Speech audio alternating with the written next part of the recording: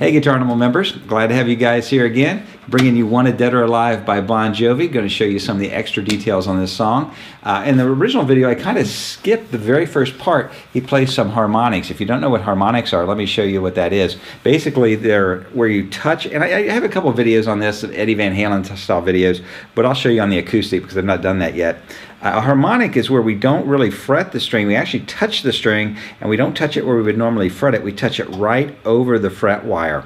So if you look at your tab sheets for this one, you're going to see these little diamond shapes with a word above it that says harm. Those mean harmonics.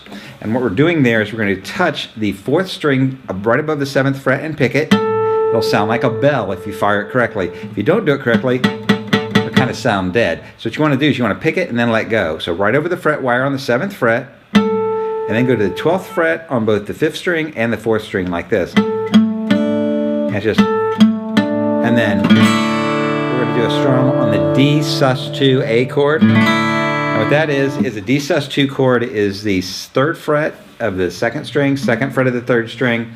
We're going to make it an A by including the open 5th string and strum all 5 strings. And just let that ring, and that's how he starts out this song. So this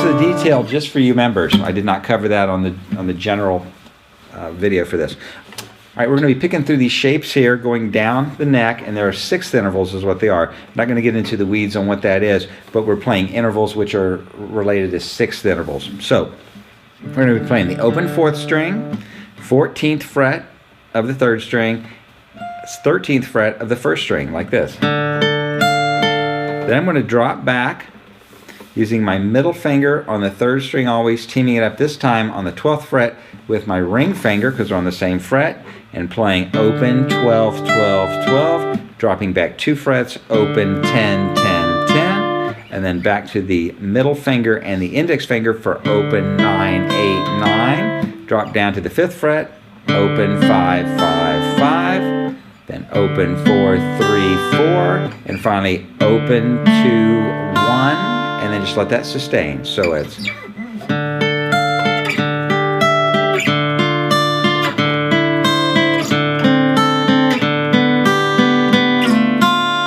this is relatively hard to pick because we're doing what's called string skipping. I'm not hitting any notes on the 2nd string, but I'm working on both sides of it, so I constantly have to skip that 2nd string. There's no real cheat for that except practice. You just need to really rehearse it, so really watch your right hand there. And the other thing is, we're really moving around a lot with our left hand, so this takes a lot of coordination. I would consider this to be something that may take a couple months worth of practice to get, several hundred times through it to smooth it out. I've been playing this song for a long time, so this is not a quick learn, but it's a great song. Sounds great on acoustic. And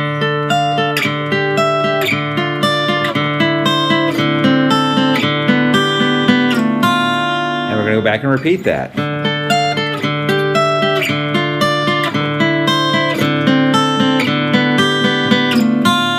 The next part, we're going to be doing open notes on the 5th string and then a quarter bend and the 4th string. So it's open, open, 3, then open 4th string, 3 bend, and open 4th string. Then we'll be playing down to a D sus2 chord. Again, that's open 1st string, 3rd fret of the 2nd string twice, and then 2nd fret of the 3rd string, and then go back to the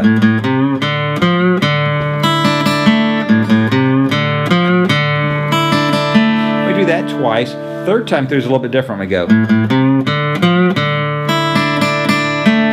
3 picks on that D note, that 3rd fret on the 2nd string. So it's kind of easy to remember. The 3rd time through we play it 3 times. And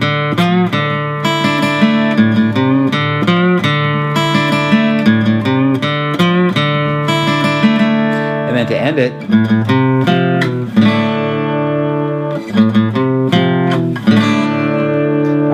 next up is going to be first verse. All right guys, so now we're looking at the verse of Wanted Dead or Alive. We're going to have the chords D, which is 2nd fret of the 1st string and the 3rd string, 3rd fret of the 2nd string, open 4th string.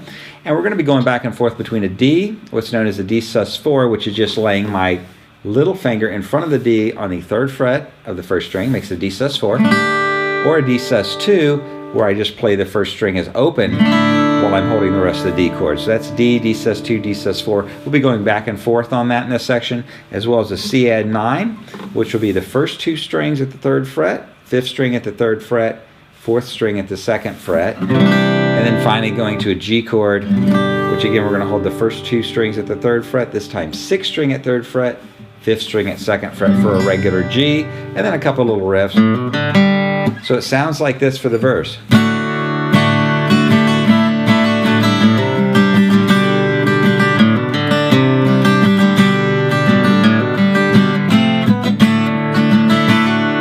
At the very end there I did G and then F. If you're not familiar with F, usually a bar chord here, I'm not barring it, I'm just using I'm not using the 6th string on that, so I'm holding the 1st string and the 2nd string 1st fret, 3rd string 2nd fret, 4th and 5th 3rd fret, and this is a tricky part of the song. We go G on one G and right to F. G, F, D.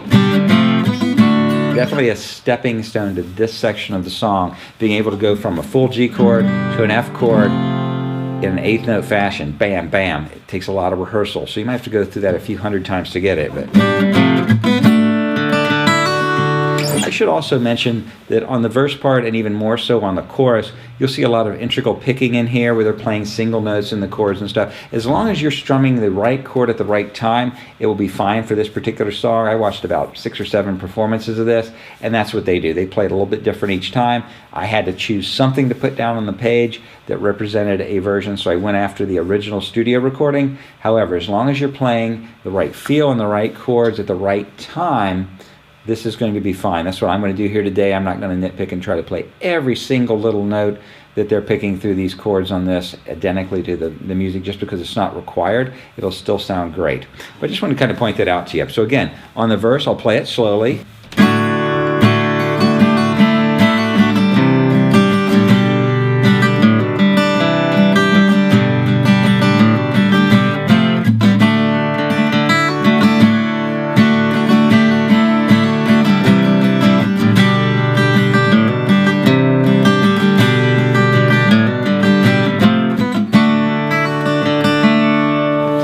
And again, I might have ad-libbed 1 or 2 of the notes in there, but overall I'm on every chord on time with the right rhythm feel, and it will be fine. That's what Bon Jovi, the band, did every time they played it. So next up is going to be the chorus.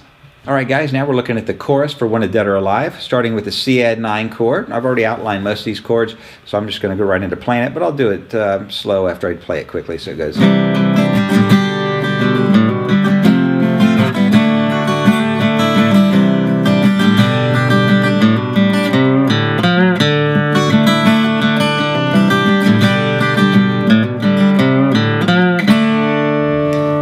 slow, C add 9, G, then just F, B, C add 9, G, then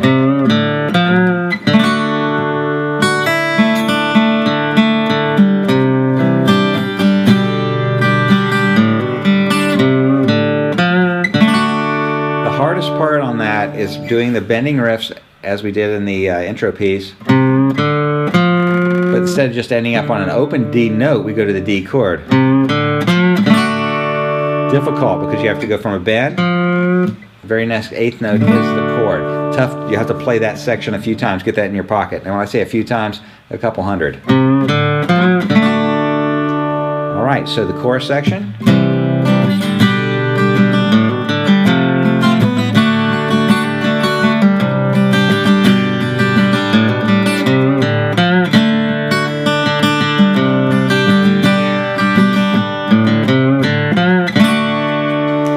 Go back into the intro riff, which should be exactly the same as the first time we played through it. I will mention that at the end, on the outro of the song, they're going to play that intro riff yet again, but they're going to slow it as they're playing it, so it'll be like this.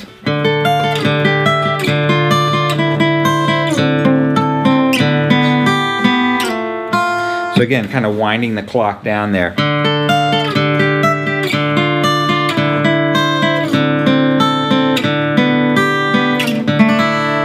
End on a D sus2 sounds great. All right, hope you guys found this lesson entertaining. I enjoyed doing it for you guys. It's a very cool sounding song on acoustic. You could also play it on electric. I definitely recommend you have the tab sheet in front of you. Use the loop functions on this and slow it down. Expect this song to take a little bit longer for you to get, but the ability to play some of the passages in this will really help your playing. I'm Trent. I'll see you guys next time.